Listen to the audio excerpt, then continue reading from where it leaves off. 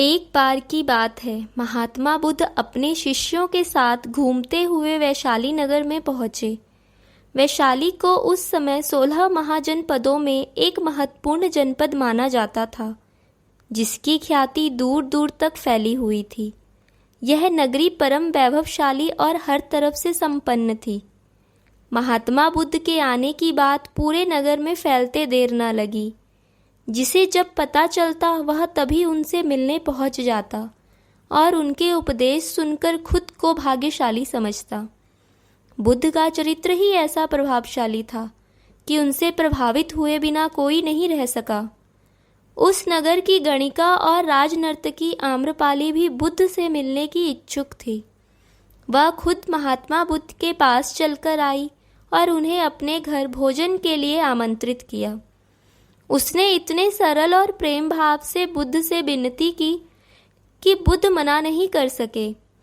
जब यह बात उनके शिष्यों को पता चला कि महात्मा बुद्ध ने एक गणिका का आमंत्रण स्वीकार किया है, तो सबने इसका विरोध किया। महात्मा बुद्ध ने बड़ी सरलता से अपने शिष्यों से कहा, मैंने तो उसकी प्रेम भावना देखी। उसने जिस भावना से मुझे बुलाया है वह बिल्कुल पवित्र और निश्चल था। वह आज मुझसे मिलने एक गणिका बनकर नहीं, बल्कि एक भक्ति भाव से आई थी।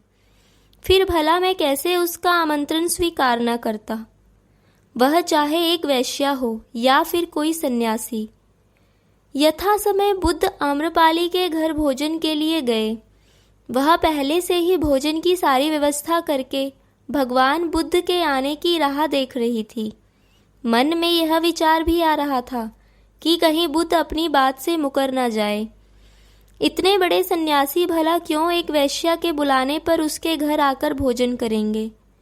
परंतु जैसे ही आम्रपाली ने बुद्ध को अपने घर आते देखा, उसकी प्रसन्नता का ठिकाना न रहा।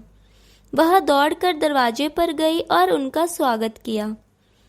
खुद अपने हाथों से भोजन परोसा और उनकी आभगत की। महात्मा बुद्ध के शिष्यों ने जो उनके साथ आए थे, जब एक वैश्या को, जिसके कदमों में खुद सम्राट बिंबिसार से लेकर अजात शत्रु थे, पूरी वैशाली जिसके एक झलक पाने के लिए तरसती थी, उसे एक सन्यासी के लिए ऐसा व्यवहार करते देख बुद्ध के शिष्यों के मन में अपने गुरु के लिए सम्मान और ज्यादा बढ़ गया। आम्रपाली ने महात्मा बुद्ध के व्यक्तित्व के बारे में जैसा सुना था, उनसे मिलने के बाद वह उनसे उससे ज्यादा प्रभावित हुई और उसी समय वह बुद्ध की शरण में चली गई। अपनी सारी संपत्ति वह बौद्ध मठ के नाम करके आजीवन भिक्षुणी बन गई।